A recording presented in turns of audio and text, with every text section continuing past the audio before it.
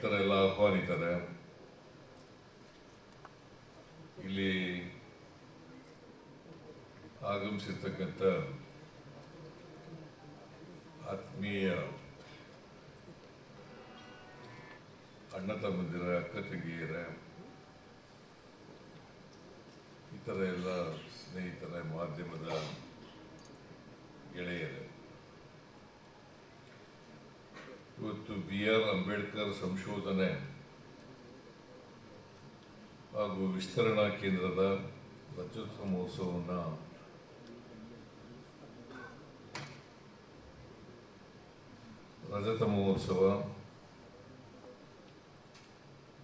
ಇದರ ಜೊತೆಯಲ್ಲಿ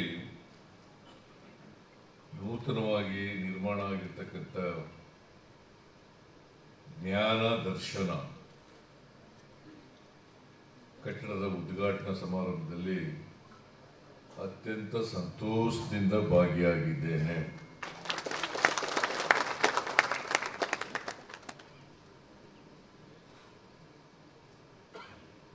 ಇಲ್ಲಿ ಬಾಬಾ ಸಾಹೇಬ್ ಅಂಬೇಡ್ಕರ್ ಅವರ ಅಧ್ಯಯನ ಕೇಂದ್ರ ಆಗಿ 25 ವರ್ಷಗಳಾಗಿದೆ.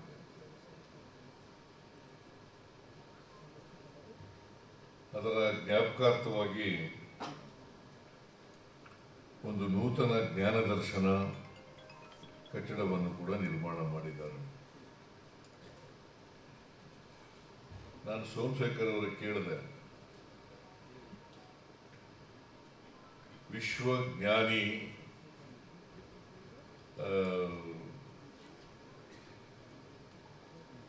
ಸಭಾಂಗಣ ಅಂತ ಇತ್ತು. ವಿಶ್ವಜ್ಞಾನಿಗಳು ಆ ಮಟ್ಟದಲ್ಲಿ ಇರ್ತಕ್ಕಂಥವರು ವಿಶ್ವಜ್ಞಾನಿಗಳು. ಅಂಬೇಡ್ಕರ್ ಕೂಡ ಒಬ್ಬರು ವಿಶ್ವಜ್ಞಾನಿ. ಅದಕ್ಕೆ ಸ್ಪೆಸಿಫಿಕ್ ಆಗಿ ಬರೀರಿ, ವಿಶ್ವಜ್ಞಾನಿ ಅಂಬೇಡ್ಕರ್ ಸಭಾಭವನ ಅಂತ ಬರೀರಿ ಅಂತ ಹೇಳಿದೆ ನಾನು.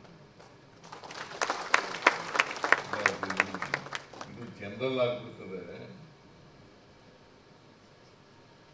ವಿಶ್ವಜ್ಞಾನಿ ಸಭಾಭವನ ಅಂತಂದ್ರೆ ಜನರಲ್ ಆಗ್ಬಿಡ್ತದೆ. ಅದಕ್ಕೆ ಸ್ಪೆಸಿಫಿಕ್ ಆಗಿ ವಿಶ್ವಜ್ಞಾನಿ ಅಂಬೇಡ್ಕರ್ ಸಭಾಭವನ ಅಂತ ಬರೀರಿ ಅಂತ ಹೇಳಿದೆ. ಅವ್ರದ್ದೇ ಆದಂತವೇ ಉತ್ತರ ಕೊಟ್ಟರು. ನಾನು ಸುಮ್ಮನಾಗ್ಬಿಟ್ಟೆ. ನಿಮ್ಗೆ ಇಷ್ಟಪಡ್ತೀನಿ.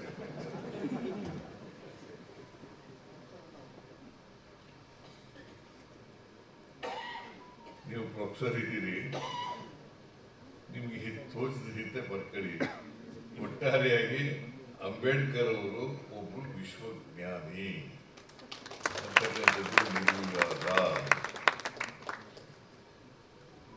ಯಾಕೆಂದರೆ ಭಾರತ ಕಂಡಂಥ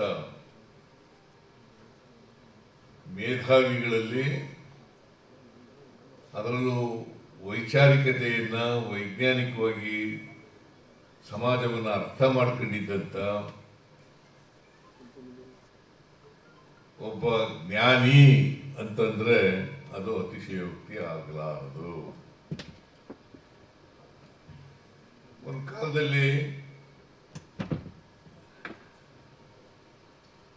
ಸಮಾಜದಲ್ಲಿ ಎಲ್ರಿಗೂ ಸಮಾನ ಅವಕಾಶಗಳಿರಲಿಲ್ಲ. ಸಮಾನ ಅವಕಾಶಗಳು ಇದ್ದಿದ್ರೆ ಅಸಮಾನತೆಯ ಸಮಾಜ ನಿರ್ಮಾಣ ಆಗ್ತಾ ಇದೆ. ಎಲ್ಲರಿಗೂ ಸಮಾನ ಅವಕಾಶಗಳು ಸಿಕ್ಕದೇ ಇದ್ದುದರಿಂದ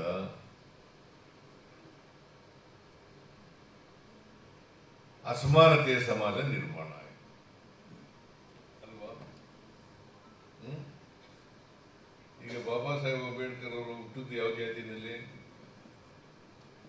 ನಾನು ಅನೇಕ ಸಾರಿ ಹೇಳ್ತೀನಿ, ವಿದ್ಯೆ ಯಾರಪ್ಪನ ಮನೆ ಸ್ವತ್ತಲ್ಲ. ಅವಕಾಶ ಸಿಕ್ಕಬೇಕು ಅಷ್ಟೇ. ಅವಕಾಶ ಸಿಕ್ಕದೆ ಹೋದರೆ ನಾನು ಅವಿದ್ಯಾವಂತ ಆಯ್ತೀನಿ. ಅವಕಾಶ ಸಿಕ್ಕಿದ್ರೆ ವಿದ್ಯಾವಂತ ಆಯ್ತೀನಿ, ಜ್ಞಾನಿ ಆಗ್ತೀನಿ, ಮಹಾಪುರುಷನಾಗ್ತೀನಿ, ವಿದ್ವಾಂಸನಾಗ್ತೀನಿ. ಅವಕಾಶನ ಸಿಕ್ಕದವ್ರು ಹೆಂಗಾಗ್ತೀವಿ? ಪ್ರಯತ್ನ ಮಾಡೋದಿದೆಯಲ್ಲ, ಇದು ಬಹಳ ಮುಖ್ಯ. ಅಂಬೇಡ್ಕರ್ ಅವರು ಬಹಳ ದೊಡ್ಡ ಪ್ರಯತ್ನ ಮಾಡಿದ್ದಾರೆ, ದೊಡ್ಡ ವಿದ್ವಾಂಸನಾಗಬೇಕು ಅಂತಕ್ಕಂಥ ಪ್ರಯತ್ನ ಮಾಡಿದ್ದಾರೆ. ಅಷ್ಟೇ ಅಲ್ಲ, ಅವರು ಕಲಿತಂಥ ವಿದ್ಯೆಯನ್ನ ಸಮಾಜದ ಬದಲಾವಣೆಗೆ ಅದನ್ನು ಬಳಸಿದ್ದಾರೆ. ಸಮಾಜದ ಬದಲಾವಣೆ ಇದೆಯಲ್ಲ, ಎಲ್ಲರೂ ಪ್ರಯತ್ನ ಮಾಡಿದರೆ ಇವತ್ತು ನಾವು ನೋಡ್ತಾ ಇರ್ತಕ್ಕಂಥ ಸಮಾಜ. ಅದಕ್ಕೆ ಬಾಬಾ ಸಾಹೇಬ್ ಅಂಬೇಡ್ಕರ್ ಅವರು ಏನು ಹೇಳಿದ್ದಾರೆ ಅಂತಂದ್ರೆ,